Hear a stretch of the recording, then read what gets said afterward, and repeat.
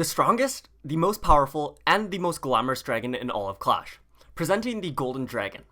Although not an actual playable troop inside of Clash of Clans or Clash Royale, the Golden Dragon is still very much a big part of the Clash world. Inside of Clash of Clans, the Golden Dragon defends the last and most important goblin base in the campaign. And in Clash Royale, well, the Golden Dragon is the arena. So where did this beast of a troop come from? And how did it become part of the legendary arena and defender of the final goblin base? Find out all of that inside of the Golden Dragon's origin story.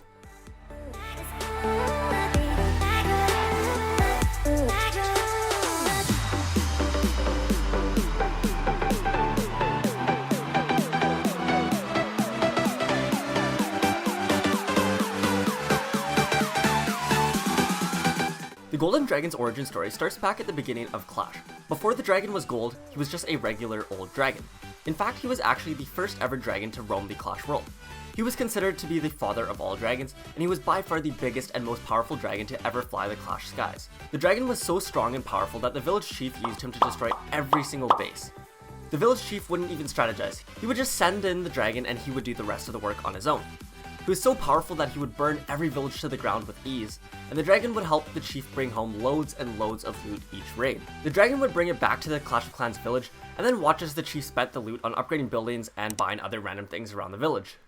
The dragon realized that he was doing literally all of the work to get this loot, while the chief just sat back and cheered him on, and then went ahead and spent all of the money that he technically earned. So he figured that he could just raid these bases and keep all the loot for himself, if he really wanted to. But nonetheless, the dragon continued on as things were.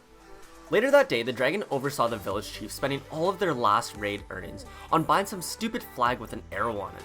The dragon did all of that work just so that the chief could buy some stupid flag that told him which way up was. And that was finally it. The dragon had finally had enough of this, and decided that it was time he left the chief and went out on his own. He didn't need him for anything, and this way he could at least keep all the loot for himself. The dragon took off and flew to a remote place deep inside the forest. The dragon sat down and made a little lair for himself, and during the next few days, the dragon then set off to go raid numerous villages all on his own. As per usual, he absolutely decimated every base he attacked, except this time he got to keep all of the loot and treasures that he got for winning the battles. He took these piles of treasures back to the new lair and laid them all down.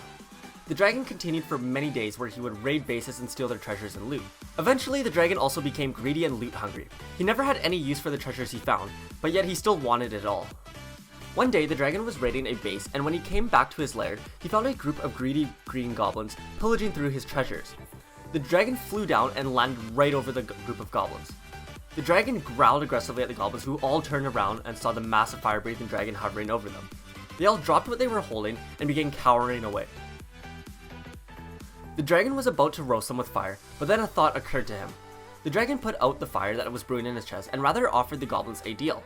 He said that either he could roast them all right now, or they could use those sneaky stealing skills to steal loot for him instead of from him. This decision was an obvious no-brainer, and the goblins agreed to work for the dragon. The goblins then spent the next few weeks stealing carts and carts full of gold for the dragon.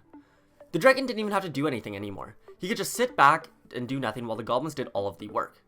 The dragon even commanded the goblins to upgrade his lair by carving his head into the stone and to create a little village around him to help protect. The dragon had so much gold that he felt like a king. In fact, even though there was one goblin who was in charge of most of the other rogue goblins, the dragon was the true king of the goblins.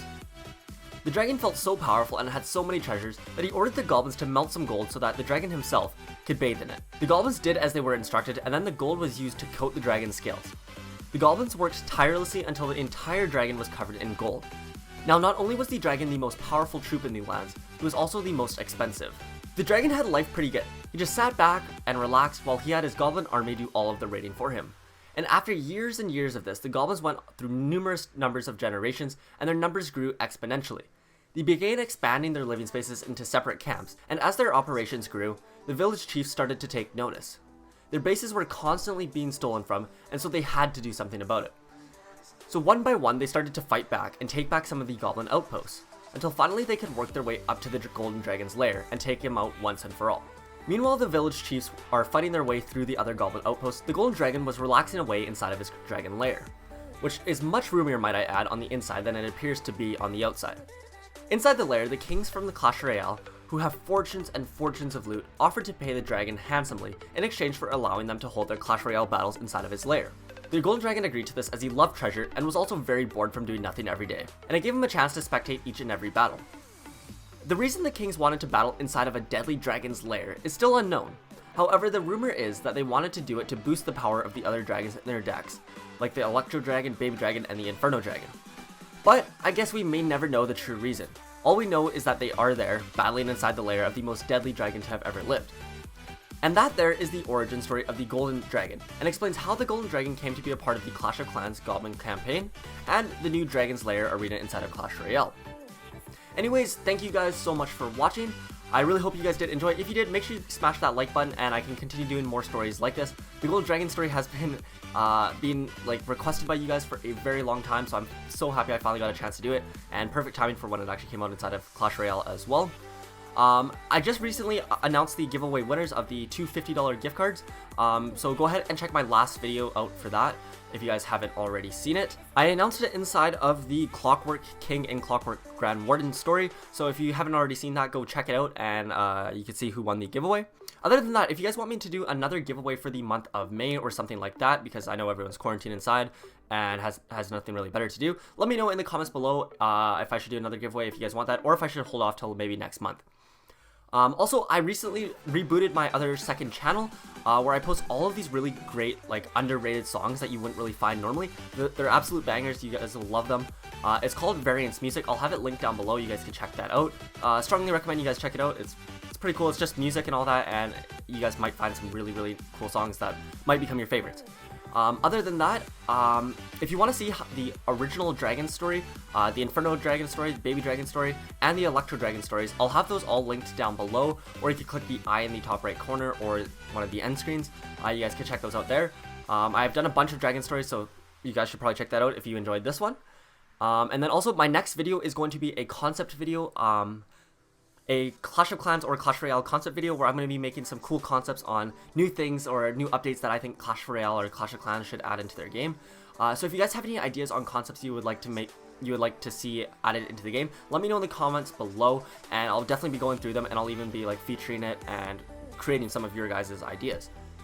Anyways, that's going to be it for today's video. Hopefully you guys did enjoy. Anyways, I will see you guys very, very soon, as I will be posting in 1 or 2 days. See you guys then.